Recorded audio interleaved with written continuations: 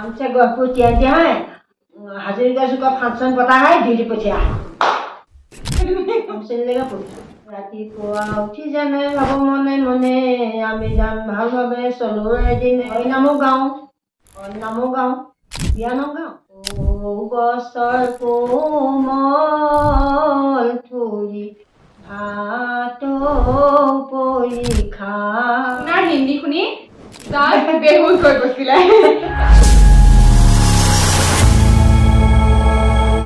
নমস্কাৰ, আজি আলাপৰ প্ৰথম খণ্ডলৈ মই নিজৰা বৰাই স্বাগতম জনাইছো। আজি আমাৰ প্ৰথম খণ্ডৰ প্ৰথম অতিথি হৈছে এগৰাকী আইতা আৰু আইতাগৰাকীৰ কথা শুনিলে হয়তো আপোনাৰো হাঁহি হাঁহি পেটৰ বিষ উঠিব। তাৰ বাবে আমি এতিয়া আইতাৰ কথা শুনিব লাগিব। আমি পোনপ্ৰথমে আলাপৰ এই অনুষ্ঠানলৈ আপোনাক স্বাগতম জনাইছো। নমস্কাৰ। নমস্কাৰ। আপোনাৰ নামটো? শ্ৰী অকমান ছোৱালী বৰা। সেয়া শুনিছেই নহয়, অকমান ছোৱালী বৰা। আইতাক দেখি বাৰু অকমান ছোৱালী যেন লাগিছে নে জনাবচোন দেই। আপোনাৰ ঘৰত কোন কোন আছে? ছোৱালী দুজনী আছিলে, বিয়া দিলো, ল'ৰা দুটালৈ আনিলো। সেয়া সুখী পৰিয়াল। যিহেতু নাতিনীৰ সৈতে এখন সন্ধিয়া খেল জমিয়ে থাকে। আমি এইটো শুনিবলৈ পাওঁ যে প্ৰত্যেকগৰাকী আইতাকে নাতিনী বা নাতিক কেনেদৰে সাধু কথা কয় বা কেনেদৰে নিচুকাই ৰাখে।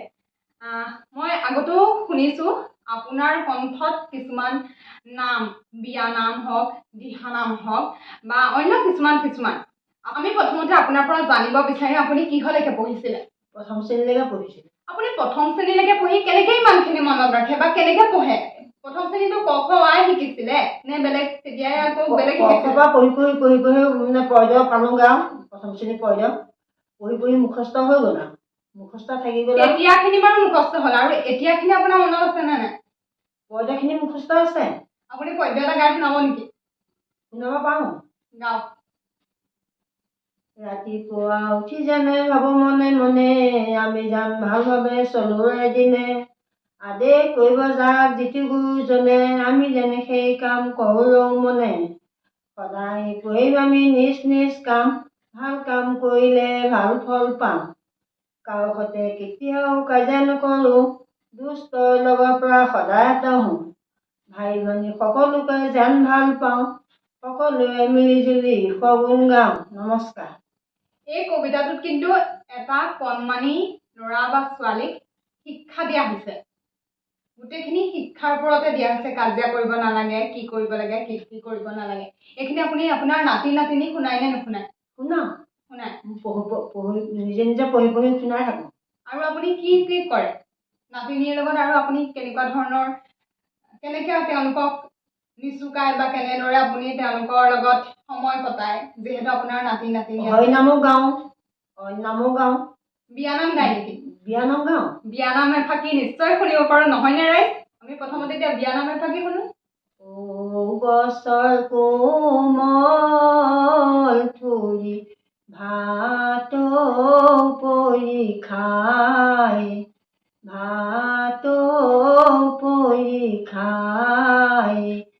দেউতাই পোহা মইনা চৰাই উৰা মাৰি যায়। আমি বাৰু বিয়ানাম ফাকি শুনিলো। হয়তো প্ৰত্যেকগৰাকী জীয়ৰীৰ যেতিয়া বিয়া হয় এই ফাকি নাম প্ৰত্যেকগৰাকী জীয়াৰীৰ বিয়া হওঁতে কোনোবাই নহয় কোনোবাই গায়ে। হয়তো আপোনাৰ যেতিয়া বিয়া হৈছিলে তেতিয়াও আপোনাৰ ঘৰত এই বিয়ানাম ফাকি গাইছিলে? আপুনি কেতিয়া বিয়া হৈছিলে? কিমান বয়সত বিয়া হৈছিলে? 11 বছৰত বিয়া হৈছোঁ, 17 বছৰত বৰ বিয়া দিছে। আপুনি 11 বছৰত তুলনি বিয়া হৈছে আৰু 17 বছৰত আপোনাৰ বৰ বিয়া দিছে। কিমান সৰু থাকোঁতে বিয়া দিছিলে আৰু তেতিয়াৰ পৰা এই যিখন ঘৰত আইতা আছে এতিয়া সেইখন ঘৰতে পুৰে জীৱন কটাইছে। মই জানিব পৰা মতে আপুনি কষ্ট কৰিয়ে জীৱন পাৰ কৰি আহিছে আৰু তাৰ মাজতো আইতাই কিন্তু হাঁহি ধেমালি কৰিবলৈ নেৰে। আপুনি কেনেকুৱা ধৰণৰ কাম কৰি বেছি ভাল পায়? মই ধান বানি ভাল পাওঁ, তাঁত বৈ ভাল পাওঁ, ধানো কাটি ভাল পাওঁ, চব কৰিয়ে ভাল পাওঁ। মানে ৰৈ থাকিবলৈ মই টান পাওঁ, অনবৰত কৰি থাকিবলৈহে মন যায়। আজিকালি মানুহে কিন্তু কাম কৰি বেয়া পায়। কিন্তু আগৰ মানুহে কাম কৰি ভাল পায়, সেই কথাটোৱে আইতাৰ মুখৰ পৰা মই জানিব বিচাৰিলোঁ। মই আজিৰ যুগক বেয়া বুলি ক'বলৈ বিচৰা নাই, সেইটো কিন্তু ভুল নুবুজিব। কিন্তু আগৰ দিনৰ মানুহে, মই যিহেতু আইতাৰ মুখৰ পৰাই আগতেও হ'লেও শুনিছোঁ যে আগৰ দিনৰ মানুহে ৰাতি 3টা বজাত উঠি ঢেঁকীত ধান বানে, হয়নে আইতা? হয় হয়। 3টা বজাৰ পৰা ঢেঁকী ধান বানি পথাৰলৈ যায়, চাউল দিয়ে। কিমান কষ্ট কৰে, কিন্তু আজিৰ যুগত সেইটো কষ্ট কৰিব নোৱাৰেও, বা আৰু কষ্ট কৰিবলগীয়া নহয়ও, কাৰণ বিভিন্ন প্ৰযুক্তিৰ দ্বাৰা আজিকালি সহজে কৰিব পৰা যায়, সেইটো কথা বাদেই দিছোঁ। আৰু যিহেতু মই শুনিবলৈ পাইছিলোঁ আপুনি যোনখন গাঁৱত এতিয়া বিয়া হৈ আহিছে, সেই গাঁওখনত আপুনি বিভিন্ন অনুষ্ঠান প্ৰতিষ্ঠানৰ লগত জড়িত হৈ থাকে, তেনেকুৱা কিবা ভাল লগা মুহূৰ্ত আছে নেকি? সেই ৰাইজৰ লগত জড়িত হৈ থাকোঁতে ভাল লগা কিবা এনেকুৱা মনত ৰখি যোৱা কিবা মুহূৰ্ত আছে নেকি?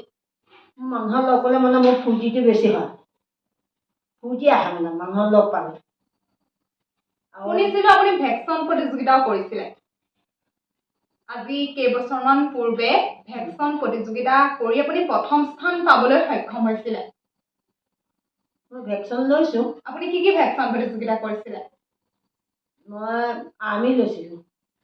আৰ্মি ল'লোঁ, লওঁতে মোক সেই প্ৰশ্ন সুধিলে। মই হিন্দী কৰিব নাজানো, নিজে ভাবি আৰু মানে প্ৰশ্নটো উত্তৰ দিলোঁ। আপোনাৰ যি প্ৰশ্ন কৰিছিলে, সেই প্ৰশ্নটো বা সেই উত্তৰটো আপোনাৰ মনত আছেনে নাই? আছে। কি বুলি প্ৰশ্ন কৰিছিলে? हमसे गहपुर चिया है, हाजिरिका चुका फांक्शन पता है, डिউটি पठिया है।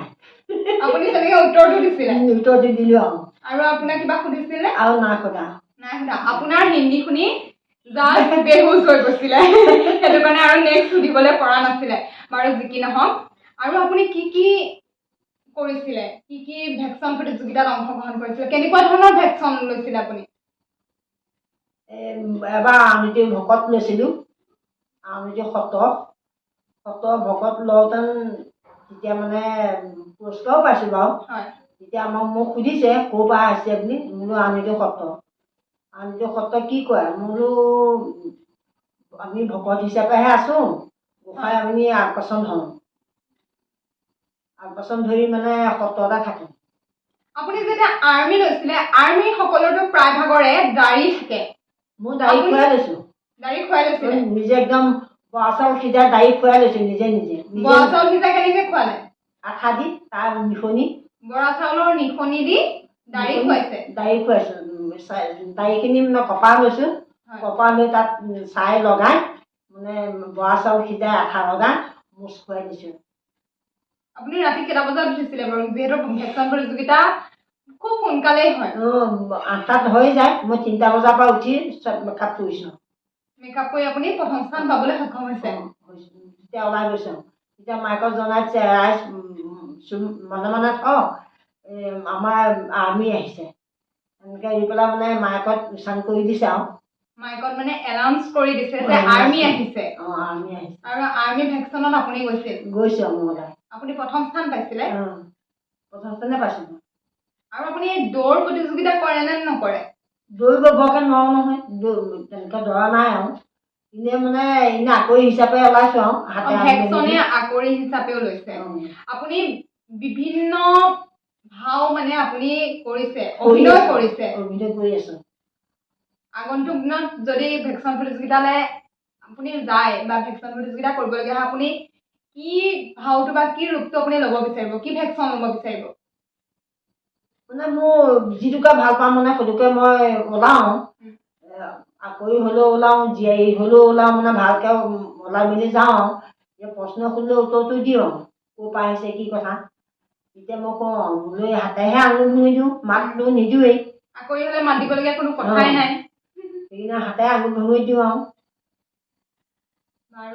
আৰু আপোনাৰ পৰা আমি এতিয়া কি শুনিব পাৰিম? হৰিনাম এফাকি শুনিব পাৰে, যিহেতু বয়স হৈছে হৰিনাম লোৱাৰ বয়স। হৰিনাম এফাকি আমি শুনি লওঁ আহক।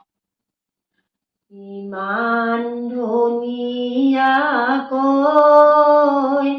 কোনে বজাই বাঁহী, বৃন্দাবনৰ মাজে মাজে ৰাম ৰাম, ভাদ মাহ আহি আছে আইতাই এবাৰ নামঘৰ হিলাইহে এৰিব নামঘৰত এবাৰ আবেলিৰ পৰা দিহানাম শুনিবলৈ পাবই আৰু আইতাৰ কণ্ঠত নে কি কয় হয় হয় আপোনালোকৰ নামঘৰত নাম কেতিয়াৰ পৰা ল'ব 8 তাৰিখৰ পৰা নাম ল'ব আৰু 8 তাৰিখৰ পৰা আইতা ঘৰত নাপায় আবেলি নামঘৰতহে পাব বাৰু আপোনাৰ সৈতে কথা পাতি ভাল লাগিলে আগন্তুক সময়ত আকৌ আপোনাৰ লগত কথা পাতিবলৈ চেষ্টা কৰিম আৰু প্ৰিয় দৰ্শক আলাপৰ আজি প্ৰথম খণ্ড যিহেতু কিবা ভুল ভ্ৰান্তি হ'ব পাৰে এই ভুল ভ্ৰান্তিখিনি আপুনি নিজৰ বুলি ক্ষমা কৰি দিব নিজৰ জীয়ৰী এজনী উঠি আহিছে আগবাঢ়ি আহিছে আপোনালোকে আশীৰ্বাদ কৰিব মৰম কৰিব আৰু আপোনালোকৰ মৰমৰ আলাপক আগুৱাই নিব ধন্যবাদ ধন্যবাদ